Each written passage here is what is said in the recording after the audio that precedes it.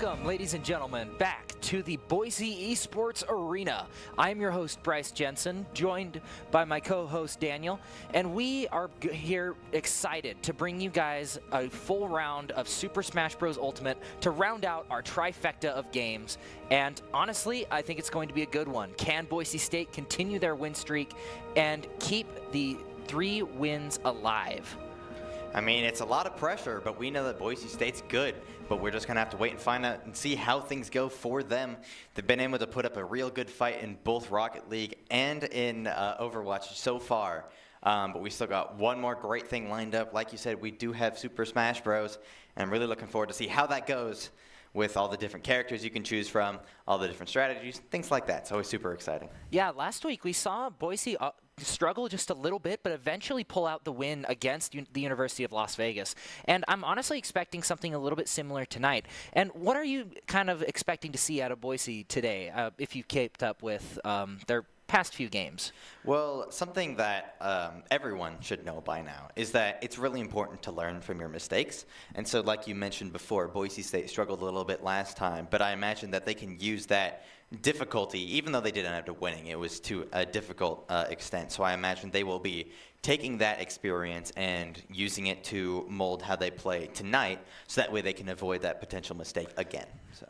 Yeah, I'm expecting a lot out of Boise State tonight, and especially from their players. So let's look at some of Boise's players. But first, let's talk about a few of Doc's keys to the game in Super Smash Bros. Punish opening, roll to dodge, win in neutral, and remember to taunt.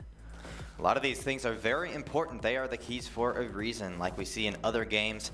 He's got a lot of great things to keep in mind, and all the players, I imagine, in some capacity are able to think about in the middle of the matches too, but it's a lot of fast-paced combat, so they got to be extra careful that they use them properly. And here are our players for our wonderful Boise State team. We have Corey Kotak, Sebastian Leeper, Colin Carpenter, JC Ho, Seth Carmoody, and Tyler Wills, rounding out our team of Super Smash Bros.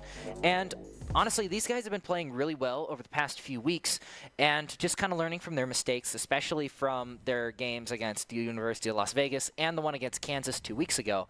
And I'm excited to see how they approach this with Michigan tonight. Well, we do see there listed at the bottom is King DDD. And it is a thing that honestly doesn't really surprise me to see, because we've seen that a lot recently with having somebody as big, as tanky, and as powerful as DDD there as an anchor is very crucial. We've seen it being used both to great effect and to not so great effect, just depending on how the enemy team is able to handle that. So maybe Michigan State will have a plan in mind to combat that. If they even are able to get to King DDD, if Boise State's able to play well enough, they might not even end up seeing him. Sort of similar to Overwatch, DDD is their main staple, kind of like how Wrecking Ball is Strider's bread and butter. We've seen the King DDD out of Leia Dog in almost every single match that we've witnessed, but looks like we're going to be starting off strong with the Olimar pick out of Supersonic and the Ridley pick from the Michigan State side. Two fairly different characters, one that really wants to get up in your face and the other that really needs to sort of stay back and use his Pikmin in order to just kind of weaken the opponent. Like we're seeing here, Ridley is able to get close and get a lot of damage on Olimar, but Olimar still is able to use his Pikmin, give him a little bit more room to work with, trying to cycle back to those more powerful Pikmin to use. Ridley's off to a pretty good start with that damage meter, bringing brought up to 43%. But Olimar is keeping the pressure high. Sonic is not giving them a chance to get back forward. They're trying to push through again. But there's just so many Pikmin being thrown back and forth, causing a lot of problems. And just so many projectiles coming that way, but Ridley is still able to use the range of that forward smash to just get close enough to Olimar, send him off stage for an early 92% to 36. Olimar is able to recover and just stay on the platform, but I'm not sure for how much longer he's going to be able to keep this up, since Ridley is just so powerful like we saw there, 114% almost off the map, but he is still hanging in there, and Ridley is still just trying to get close enough to get something done, but we see the command grab come out. Ridley takes the first stock of Olimar off the right side of the stage, putting a little bit more pressure onto Boise. Ridley is using these shields as well as possible, constantly blocking attacks from Olimar, and while he's able to keep throwing those Pikmin and keep dealing ever so slight chips of damage, he's able to just continue to combat that with even more than Olimar has been able to bring out so far. Yeah, just using his moveset to kind of poke out this Olimar, even to a greater extent than the Olimar himself. But we've also seen Olimar do a pretty good job at staying away from him and only going in after a lot of Ridley's attacks, which do have quite a bit of end lag. But we do see that command grab come back out and almost send Olimar off. Luckily, not quite at the percent that he'd be immediately taken out, but he is still down 1 stock in this matchup. But Ridley, at 138%, needs to be careful. You see Olimar changing to a strategy where they can get more up in their faces rather than just throwing the Pikmin back and forth. But they seem to struggle a little bit as Ridley is able to continue to bring up the damage. Now bring up to 108%. Nearly matching Ridley's current health and getting thrown off the map, taking down the 2nd stock while Ridley still has all 3. Olimar's in a pretty takes him out immediately afterwards. 1 for 1, but Olimar is still down 1 stock, so he's gonna have to play this incredibly well, even to just bring Ridley down 1 more, getting him in a better, getting his team into a better position. However, with the play tonight, as long as he's able to whittle down Ridley without getting super close to his really heavy attack, but we do see Ridley get off the stage along with Olimar. Can they recover? They both do, just barely, and Ridley missing that command grab onto the Olimar. But 61 to 46, this is still, Olimar still is in a position to take that 1st stock, or that 2nd stock, I apologize, off of Ridley. But now that Olimar's at 93% and being edge guarded by Ridley. Fireball spam is brutal. Yeah. To recover, but man, that dealt a lot of damage that he could have avoided if he hadn't been stuck off the ledge like that. Oh! Side smash to take him out. Wow. Back air out of Ridley, ending off the 1st battle of this round with Ridley up 2 stocks. Wow. That is definitely one way to start off this game. And I mean, that Ridley just knew exactly how to play it. He knew not to give that Olimar any amount of space, and he was just able to play his cards right in the fact that he was able to keep Olimar off the stage for so long, never giving him an inch. And that fireball spam we saw there at the end was especially brutal to witness. Poor Olimar got stuck in multiple different spots, and that was just where all the fireballs were going. Fortunately, in that 3rd stock, he was able to use that shield a little bit more effectively. But even then, he still got eliminated, and that gave Dice, that gives the Michigan State 2 stocks to work with, and while Boise State only has 3 players left on the roster. Yeah, it's definitely a kind of weird spot that Boise's being put in right now, because, I mean, we've seen this a few times. The Olimar goes down 3 stocks, and then they have to bring in a next one, but usually it's not that quick. Olimar's usually able to get 2 and sometimes even 3 stocks out. So, honestly, in your opinion, who do you think they're going to bring out? Because on the roster, it looks like they're going to be bringing out a Wolf, a Joker, and they're probably saving that DDD as an anchor. Yeah, I imagine that it's probably going to be Wolf. Usually we do see it going in the order on the screen. That doesn't mean it is entirely what's going to be happening, but we have it in that order because that is what we're most likely expecting. And having somebody like Wolf who maybe will be able to get a little bit more of a surprise attack onto Ridley than we had seen beforehand could prove to be very helpful, but we'll just have to see what happens here. Yeah, Wolf being one of those characters that can play really well from a distance and really well up close is definitely mimics Ridley in that sense. But we are going into game 2, and the anchor gets brought out early. DDD up against Ridley. This is the first time we've seen DDD out before the final 3 stocks. Maybe this is exactly what they need. They know that Lei is very good at playing this DDD. And imagine having somebody else to go up against this up-in-your-face kind of character like Ridley could make all the difference here. Yeah, but we do see the Animal Crossing Village stage get brought out first. This should be more advantageous to the DDD pick here, since he does have a lot more verticality to work with, and those Gordos can do a ton of damage. As you're seeing here, Ridley already down to 97% and falling, spiked by DDD. Can he get back? Oh, he gets back just barely. But at 113%, how is he going to approach? Oh, Gordo bringing it up to 129 back smash. DDD takes the 1st stock of this round. And at Wow. 0%, nonetheless, not a single hit was landed. And he's continuing to keep that pressure on. Finally taking the first couple of hits, but he's still got 3 stocks to work with versus Ridley's 1. Yeah, DDD is one of those characters you don't want to get up close to, but you can't really stay away from because of that Gordo and his big old hammer. But I mean, we just saw it with that first kind of exchange, how he just could not get close. But now Ridley with a command grab, Boise down to almost 50% and falling. But Ridley is still only at 1 stock and is able to get the DDD off the map where he can start to edge guard, which, I mean, that fireball spam coming out, well, It's just like we saw before with that Olimar. That's very dangerous, especially because he seems to know the exact spot to stand for when that gets brought out. Grab out of DDD, forcing Ridley off the stage into a weird spot with the Gordo, is able to push it back, but is still off the stage. Finally able to regain stage control, back smash, not a back smash, a back air into the first stock off of DDD, which is unfortunate. But we do see Ridley now. Wow, that forward combo. air. Now DDD has finished off Ridley, only putting Boise at a 1 stock deficit now. That combo there at the end was brutal. Ridley kept that pressure high and dealt so much damage, but then all of a sudden, boom, that health went from like 50%, well, to gone, I may as well say. Just, but yeah. It really went from like one side to the other, like how DDD was able to take just complete control over the stage, and then Ridley was able to take that control away from DDD, and then DDD comes back swinging, metaphorically and figuratively, with that big hammer. And literally. Just being able to get that stage control back, but he did end up losing 1 stock in the exchange. Boise is still down. What do you expect out of this on Michigan's side?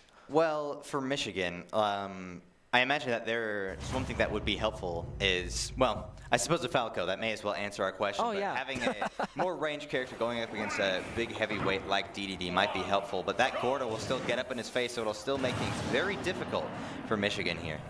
Yeah, Falco is also really, really fast, and as long as he doesn't get hit by that hammer, he should be good.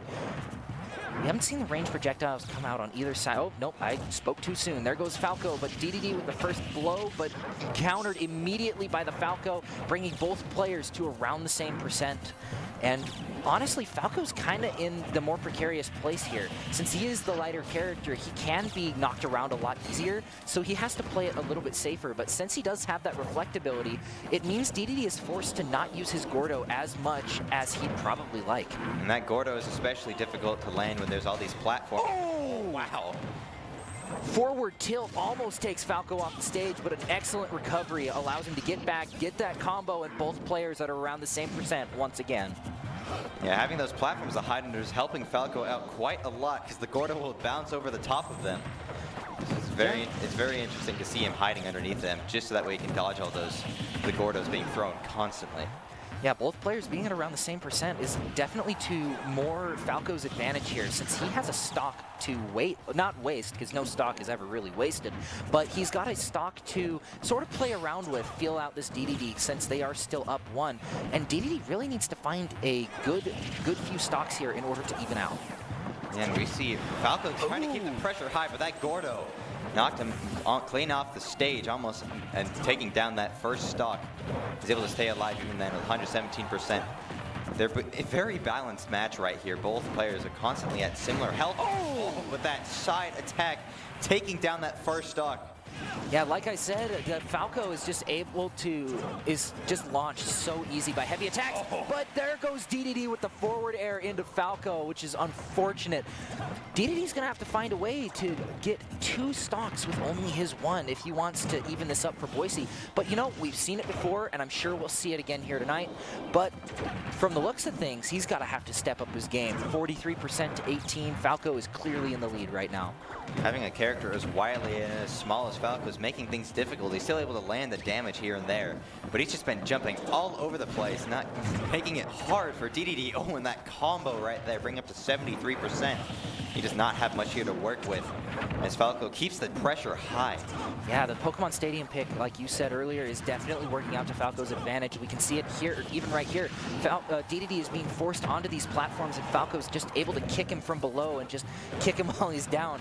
But DDD up at 115, Falco at 58. He can't let up for even a second, but there goes DDD, not able to tech in time, and Falco takes the round with 2 stocks to spare, increasing Michigan's lead by 1. They have a very high lead right now, and poor Boise State, they're doing their best, even with somebody like their DDD being brought out.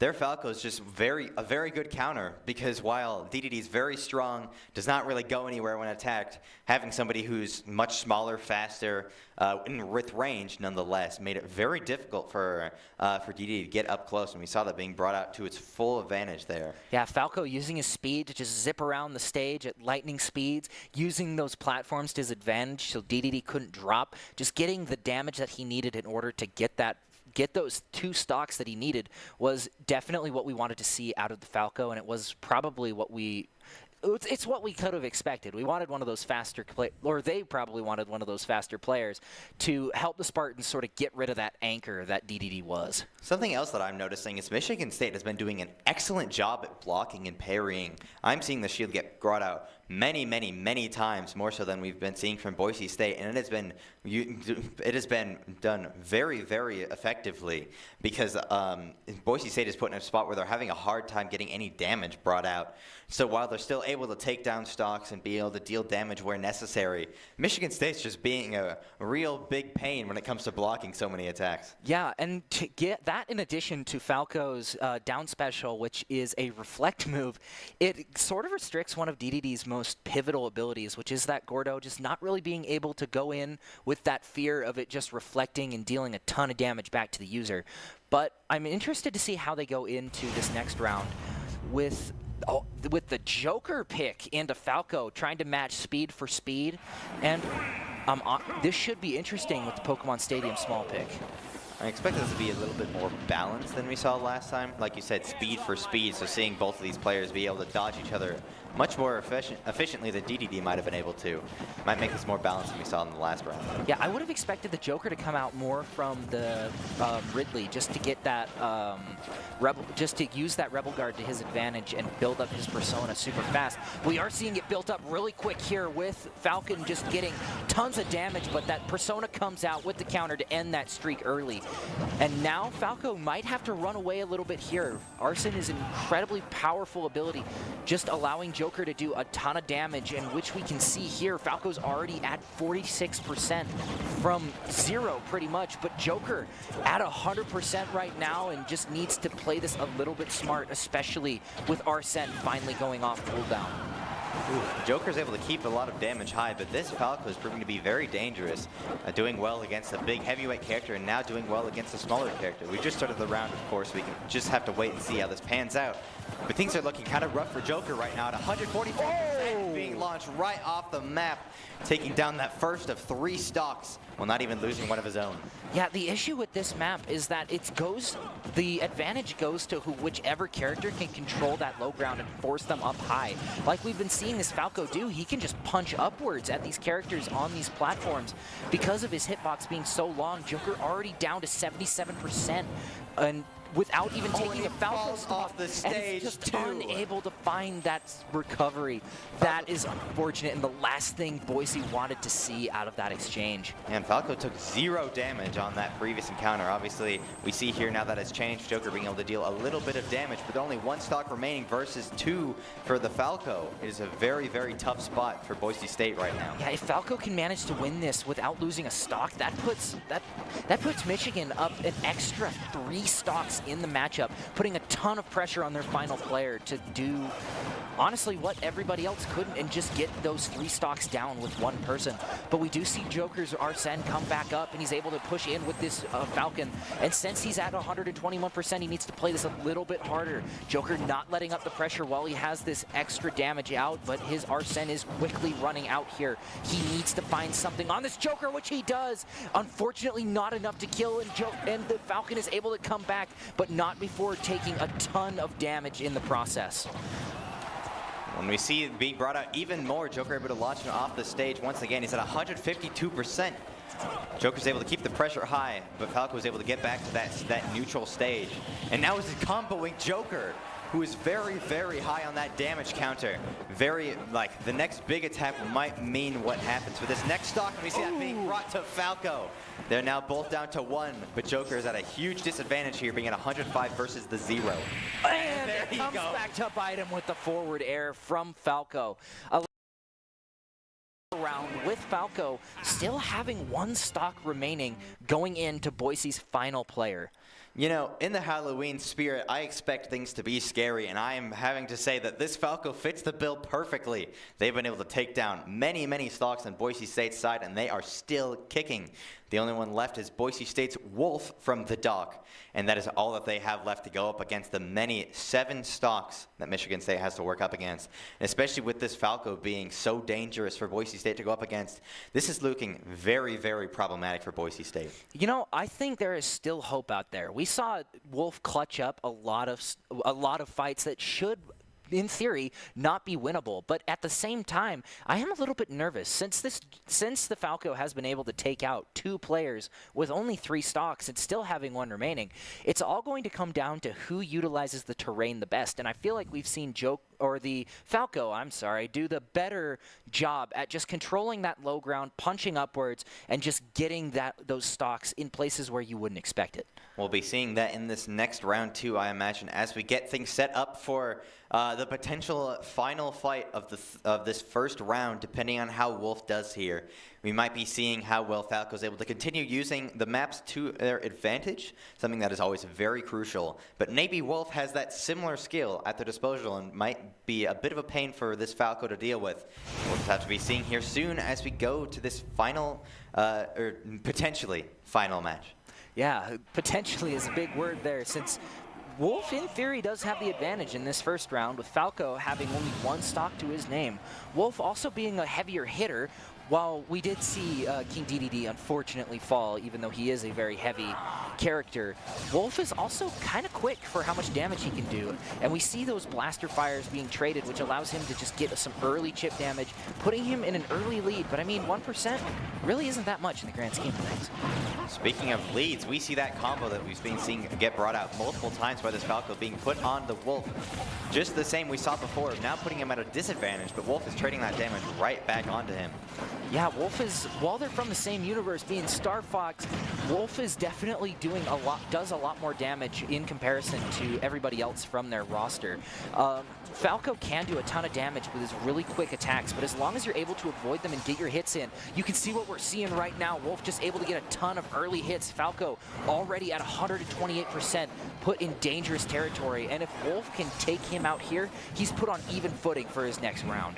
Yeah, hopefully he can take down Falco before losing that first stock, but Falco's making that very difficult by attacking constantly. Wolf is able to take him down, taking this round for himself, allowing Boise State to continue kicking, but they're still at a disadvantage here, so maybe we got to see if this Wolf can make this work for themselves. 1 stock down, 6 to go. Wolf definitely does still have a chance here. As long as he plays his cards right, I feel like he should be able to do this fairly, or not easily. I should not use that word at all. It's this is definitely not an easy thing, yeah, not even but close. He should, in theory, be able to do it. I mean, we saw some excellent plays out of him last week against Las Vegas, and we might be able to see that again against the Spartans here tonight. And in the end, if he does manage to lose, it is still a best of 3. They still have 2 rounds to go. There's a lot of stuff left to be played, but let's get everything on the field right now.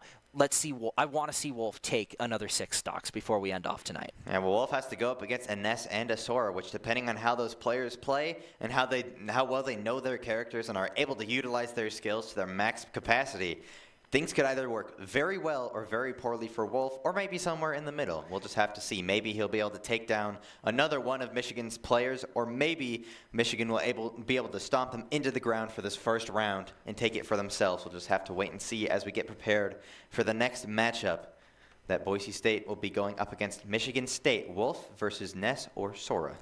Honestly, I feel like I want to see either the Ness or the Sora out of Michigan, just because, or not. I guess I could say that they're the only two to choose. But I want to see the Ness because Ness is really fun to just watch. He's a really light character, but he's also really heavy on projectiles. But I mean, I could be proven wrong as we move into this next round, as I have been quite a few times now. Yeah, well, this Wolf seemed to have played very well against a lightweight character like Falco. So maybe going up against Ness, having that similar weight to go up against. Speaking of Ness, maybe we'll see that Wolf will be able to use that similar strategy like they did last time. I finally get a right prediction. Let's go. As we go into what could be the last round. I hope it's not. I hope we get to that final round territory. But Wolf getting an early lead of 21-0. But Ness is returning the favor, bringing it around to even. Just trying to keep Wolf off stage with all of Ness's projectiles. Just being able to control that space. But Wolf still being able to get in really close to just put the pressure on Ness. Those claws can be especially dangerous, but Ness is just shielding like it's nobody's business. Keeping the pressure high, keeping that damage up. Making it very difficult for Wolf to land any proper hits. We say he was able to land a few here, but Ness is able to trade them back too right afterwards. Yeah, Wolf is has to use his blaster sparingly. Since Ness can use his down special to heal off of projectiles, and because it's so slow, it's really easy to read, but we still see Wolf getting a ton of damage out onto Ness while he's in the air and relatively defenseless. Currently, we see him almost up to 100%. Wolf, while Ness is only at 75%, is able to keep that number crawling up slowly but surely for Wolf, making things difficult. Getting punched off the stage, losing the first stock to Ness, who's up at 85% right now. And this Wolf is just taking even more damage. Ness got him right off of that invincibility platform, giving the pressure high as soon as possible. Yeah, Wolf is just struggling to get down. Ness is kind of a floaty character, but if he can get you into a spot where he wants you and just starts juggling, you can't really do anything against it. And I feel like Wolf is starting to learn this a little bit the hard way with just being all over the stage and not really able to get a good hit in, which he really needs. Ness is kind of in a dangerous spot here because he gets hit once and he's most likely sent off stage. As I see there with the forward air. Right. And Ness gets his first stock taken of the night, but with Wolf at 90%, he's got to get up close to this Ness and get these stocks out quick. You see him trying to do that, but Ness is jumping all over the place, keeping that shield up and landing multiple hits onto Wolf, who got comboed right off of the edge, losing that second stock versus Ness, who has 2 remaining. He only has a little bit left to work with and still has 5 stocks to break himself if he wants to win this first round. But things are looking pretty grim as that damage keeps crawling up. Yeah, Wolf is just struggling to find any meaningful damage that he needs to get through to this Ness. Just get him up to that percent where he can deal a ton to get those easy stocks. And it's just looking really grim because he's not able to get forward and can't use his long-range damage because of that Ness's ability to heal off of it. We do see a pretty good hit off of him there, but can he pile on the pressure? He's up to 120% right now. Ness only has to get a few more good shots to take him down up to 132%. And getting that lightning almost hit him, but he's able to get back on the stage and control neutral here. So he's trying his best to knock Ness off that upper platform, but he's just proving to be a real pain for him to even hit. Oh, and we see him being launched off, and Michigan State takes that first round. Man, some of those players were ruthless. Yeah. That was a ruthless game out of Michigan State. And honestly, I didn't expect the DDD pick to come out so quick since King DDD has sort of been their anchor for the past few weeks. And bringing it out early sort of seemed like the right pick, but also at the same time, it left you open for those final moments. We've seen Wolf come out second to last most of the time in their matchups, but I just don't think that they had the experience to go up against 2 to 3 people taking 3 stocks like that DDD did. And it just sort of worked out in Michigan's favor. Yeah, having just being able to take down multiple stocks, while having so many problems being thrown at you constantly, especially with how good the Ness and the Falco and the Ridley too. You can't discount them. We didn't see all of the players, unfortunately, but we might be seeing that up here in the second round, depending on if Boise State is able to make a comeback here. Hopefully we will be able to see all 4 characters from Michigan, which in tandem means that we hopefully might see Boise State take this one for themselves. I would love to see it. Just being able to see all the players is awesome. And honestly, it's more fun when you get to see every single player in Smash Bros. Everybody plays characters a little bit different. Sure, there is a meta in how you play every single character, but everybody has their own dramatic flair, if you will, in how they play. Don't mind my jazz hands. I talk with my hands if you haven't noticed. But everybody has their own little style on how they play every character. So it'll be interesting to see how this plays out. Yeah, well, sometimes those styles are just scary for the enemy teams because those styles can range from all kinds of different things, and you have to figure out what those styles are mid-match, because we saw how Wolf was having to learn both how the Falco was playing as well as how the Ness was playing, and we could say that too for the well, for everyone else, but just especially for that Wolf who had to go up against two different characters. Something that makes Smash so nice is what you said about having the different play styles. That also means, conversely, the teams are going to have to learn how the enemies play. So it makes it very, very difficult. Oh, looks like we are starting off a little bit ahead in the round here. Ness and Pyra Mithra up against one another. Both of them are at around the same percent here, with Ness kind of being in a weird spot here. Both these characters are super light and don't really do much, or I shouldn't say they don't do much because they do a lot of damage, but if you get up close to them, they're going to go flying, as we saw with Ness right there. Pyra and Mithra just not really able to find an opening, with Ness being able to find that up throw, sending Pyra off the edge and just into a downward spiral, unable to recover, allowing Ness to take that first stock. Yeah, we appear to face a little bit of technical difficulty, starting off about 4 minutes ahead than we should have initially. But it seems mostly what happened is both players constantly dealing damage but not being able to find a pick until just now, with Pyra and Mithra losing their first stock. We see Ness keeping the pressure high on Michigan State's side. But Pyra's doing their best to deal that damage, to take down that first stock, but he's just not giving them a chance to do so. Oh, and the directional input saves him right there at the end. Now, good hit off Pyra, not really able to edge guard, and kind of gets the roles reversed on her. Now the Ness is going to take a turn just trying to get her off the stage. But we see the Mithra get swapped out as the throw comes out. Ness at 162% in a really weird spot. This Pyra, anything she throws out will most likely kill this Ness here. As we see down air, just but he survives nonetheless. With the directional input is able to survive and get back to the stage, and is unfortunately for Boise unable to be edge guarded out of it.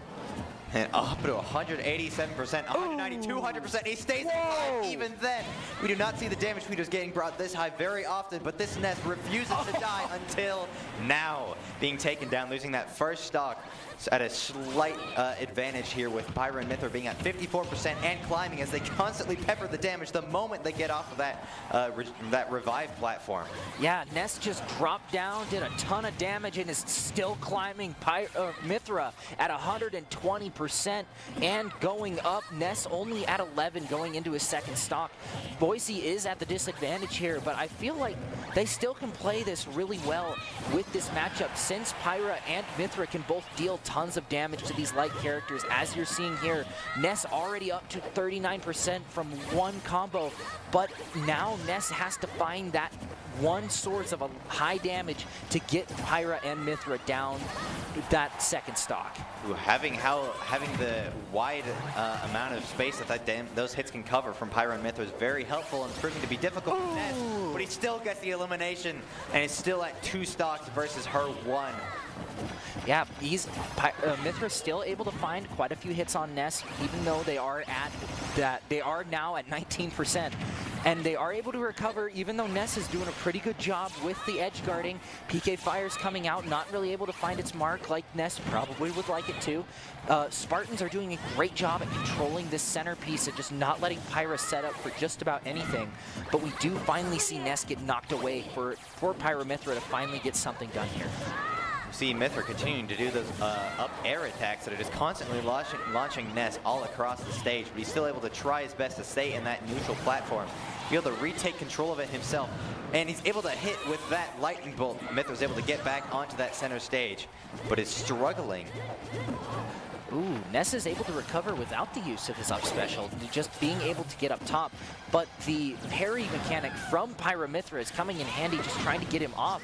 But the Ness edge guarding just proved to be a bit too much for Pyramithra recovery to handle, allowing Ness to take this round up 2 stocks. You know, seeing how Ness was able to play in that first round, it's no surprise that we now see him getting brought out first rather than third.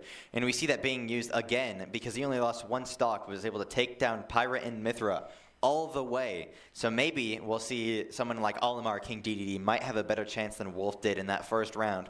Or maybe even we'll see Wolf have a bit of a change in strategy, maybe a different plan than we saw that first time around. We'll have to see how things go, but it just depends on what Boise State ends up picking next to go up against this very, very problematic character. Yeah, Wolf may be coming back in for a revenge tour. You never know. I mean, if I was the Wolf player, I'd want a little bit of revenge after that showing, especially with getting so close, but just unfortunate circumstances leading to some of the final stocks being taken. But yeah, honestly, I don't think we're going to see the DDD pick again super early. I think Boise did see that. Oh, hey, looks like Wolf is coming back for the revenge tour, like I said. You have been on par with these predictions. Yeah, so I know, right? I mean, normally I am like a country mile off of these predictions here, but Ness sort of stalling out the stock take here, but eventually he does go down, bringing it up to the fair fight where we started off last time. Wolf able to get that early projectile spam, but Ness is still able to find those cheeky little combos that get him a ton of damage early on. And all of the percent is just healed up thanks to his down special that Wolf just keeps feeding with his blaster. Yeah, you did mention at the start of this fight in the first round, being able to heal off those projectiles makes it very difficult for Wolf. We see it there again. That 0%, these projectiles are not helping. But he's somehow able to bring up to 27%, seemingly out of nowhere. But that similar amount of damage gets brought onto Wolf, who's at 90%. Oh! Destroyed him out of nowhere. Ouch, that looked like it hurt. Oh yeah, no kidding. It's constant attacks being brought out onto Wolf. He's trying his best to do that all over the place, the poor kid. I mean, last round we saw him go up to 200%. We may see it again this time if Wolf is unable to find one of those big hits. Oh, and Ness finds it beforehand with the forward smash, bringing Wolf down yet another stock. But Ness gets launched off to the side and is able to heal just a little bit. Oh, that is unfortunate for Wolf. But he's still able to keep that Ness just a little bit away from him and trying to find that one shot that will get him down another stock. But even still, Wolf is in a weird position with the forward smash, bringing it back to a 1-1. But it's not quite even since Wolf needs to go into this next round, even if he does win, with a 1-3 disadvantage.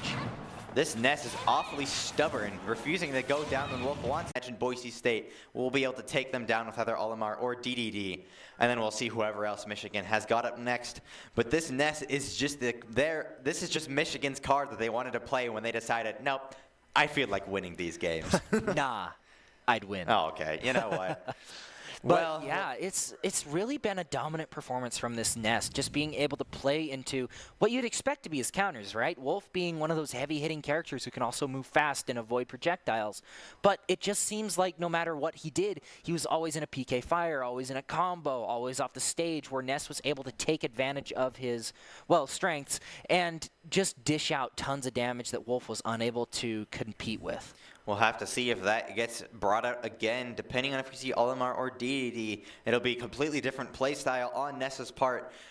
To be fair, we have not seen Ness go up against a DDD, so I imagine it'd be a bit of a different encounter, seeing a heavyweight character be brought up against him rather than the lightweights that he's only seen so far. Who would win, Small Child or Penguin with large hammer? To be fair, Penguin with a large hammer got kind of beaten to the ground last time in a really unfortunate state, but we won't be seeing Penguin with a large hammer just yet as Olimar gets brought out as the counter to Ness. The funny plant man has to go up against the Small Child, and now I feel like Olimar's in a little bit better position. I mean, even with that said, he is This is the first player off of Michigan's side to find the Pikmin he needs in order to get the space that he'd like, and Ness is just able to get up in his face and a centimeter to breathe with. Olimar's finally being able to get a lot of that damage off, but Ness just smacks that Pikmin out of the sky with his baseball bat. Continues to do so with a smacked right in the face, allowing Boise to take the final stock off of Ness. That was a very, very tough character for them to go against, but 8 stocks down, they're finally able to take down this very, very scary character, and they only have 4 stocks to work with up against the 9 that Michigan State has. So it's a very, very tough spot for them to be in. But there's still a chance. Supersonic's great. Leia Dog is great. But unfortunately, they still have the Falco and the Ridley to go up against that we had seen previously, as well as the mystical Sora that we have yet to see in this match. And you never know. Sora might come out a little bit early just to end it off. Like kind of what we saw Boise and the Broncos try to do with their DDD pick, trying to get that early lead and just take out as many as they could. Unfortunately, it did backfire for him, so it didn't go as planned. But we may see that with the Sora just to get him a little bit of playtime in there. Let all their players play just a little bit more. Oh, as we see on the fan cam with a spooky season, the shaky pumpkin. He's so mad right now at this Ness. I disagree. I feel like he's more shaking from excitement because of how chaotic this game has been so far. Because who knows? He's really anxious for our team, I expect, because things are looking very, very bad for our lovely Boise State. Doesn't mean it's the end, which is why he's still shaking from excitement. So I cannot imagine that. I can't really blame him for being excited, just like I am. I might not be shaking, but that doesn't mean all that excitement isn't still there nonetheless. And even though the skeleton in the crowd might be dead, the crowd is not. We are all still incredibly excited to see how Boise State kind of handles this. Like you said, they are down 4-9 in this matchup here. But, I mean, Olimar still could probably take one more down with him in just assisting this DDD with a few more stocks to go. And honestly, I think we're going to see either the Sora or the Ridley come out. Well, who knows? Maybe the Falco will come out in a surprise turn of events and cut off your streak. But it seems nope, it is you were correct Sora. once again. Man, you just can't challenge me on this stuff. I just know too much, apparently. I'm in their heads. I'm glad to see the Sora, though. That way we can see every character from both teams. The early win, bringing us to Boise's final character. Yeah, well, DDD, Leia Dog is great at playing him, and so hopefully knowing the fact that Sora is a lightweight character, that hammer will just launch him all over the stage, hopefully all 3 times without losing any herself. But this is a really, really, really unfortunate set of circumstances. 1 character at max stocks versus 3 characters all at max stocks. Boise State versus Michigan State. Things are looking very, very scary, but I'm excited to see how Leia Dog will make a potential comeback here. I think we're going to see it. I think we can see a 9 stock. Oh, we can see a 9 stock. I mean, if you think about it, if you only lose 1 stock for every 3 you take, you'd win. Well, depends on how you decide to do the math and the order, but I mean, sure, we'll go with that. But I feel like in the end it'll have to be a tie if we go off of that math. But I'm not here for math. Why am I here doing math? I'm here to watch people beat the crap out of each other over and over again. Aren't we watching Super Smash Bros. Right now? Yeah, this isn't statistics class. I glad might be going to that in college, but I'm not going to work to do that. But at the same time, I am a little bit nervous for King DDD. Nope. The swap off of DDD to Bowser Jr., something that we haven't seen yet before.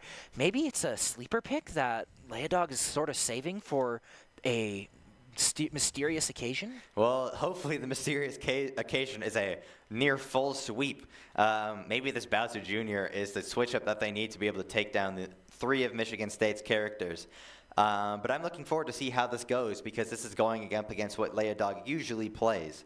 Yeah, we haven't seen the Bowser Jr. pick out yet, but I feel like it's going to be entertaining nonetheless going into the final round of Bowser Jr. against Sora. Or, I guess not final. Potentially final. Potentially final. But not final. But they're keeping, never mind. We are now seeing Larry instead. We are being, Larry. The surprise is being thrown back and forth. Maybe Larry, well, I guess, kind of is in a similar boat as Bowser Jr. Yeah, I mean, they are the same character moveset-wise, but I mean, it's Larry. He's amazing. Like, look at him. Look at that hair. But I mean, that hair is not going to mitigate the 21% he's already up, dishing it out almost immediately back to Sora. He's already up to 31 in this matchup. But I mean, it's all going to come down to who takes this first stock. As long as Boise can keep their stocks as long as they can keep their stocks up high, they still have a chance in winning this. Yeah, well, the damage is being traded by both teams. They're kind of at similar levels. Characters are at similar percents and edging dangerously close to a death percent. Well, and we see Larry is at the unfortunate end right here at 150% versus 121%, but he's not giving in just yet. He's able to stay alive throughout all of that chaos. But, oh, and smacks Sora right off the edge out of nowhere, taking the first of 3 stocks. Oh, immediately returned gets hit right immediately by Larry in this matchup. That's unfortunate for Boise because now they have to, in an ideal world, they don't lose either of their stocks before high, and we haven't really seen any large attacks to send people flying quite yet. We see Sora was able to get back on that neutral platform as Larry attempted to take down a second stock, and he's continuing to be able to dish out a good amount of damage. Well, but this Sora is not going anywhere just yet. He's trying his best to stay alive even at the 41%. He just lets off for just a second, allowing Sora to get the up smash and bringing it back to a 1v1. Or, I guess it's not really a 1v1, but well, I mean... always been a 1v1, technically, but a 1 stock versus 1 stock. Yeah. Oh, man, but this is extra difficult because Sora is at 81%. But if he's able to take down this last stock, that will be the entire thing in the bag for Michigan State.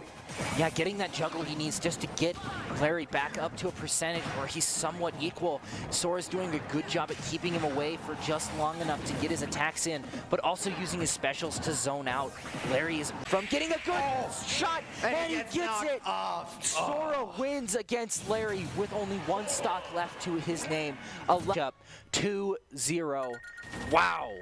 That is kind of unfortunate for Boise. It truly is. Yeah. Especially considering the fact that there was a streak going with wins there with Rocket League and Overwatch, but yeah, well, unable to finish out the trifecta. But you know what? In the end, that's okay. As long as they learned from their mistakes a little bit and go into this next matchup next week a little bit more confident, a little bit more I know what I'm doing, because at some points it seemed like they just didn't really know how to counteract a lot of things, like we saw with the Ness.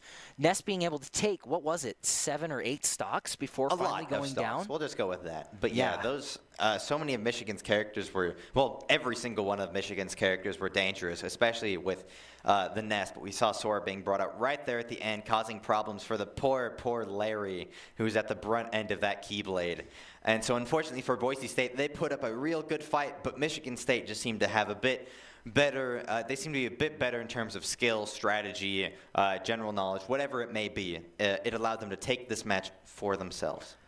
Yeah, I definitely agree. They just had a better showing overall, and I feel like Boise hung in there well with what they had to offer. It was just unfortunate that Michigan powered through a little bit harder. But that's going to conclude tonight's broadcast. Thank you all for tuning in, and we will see you all next time.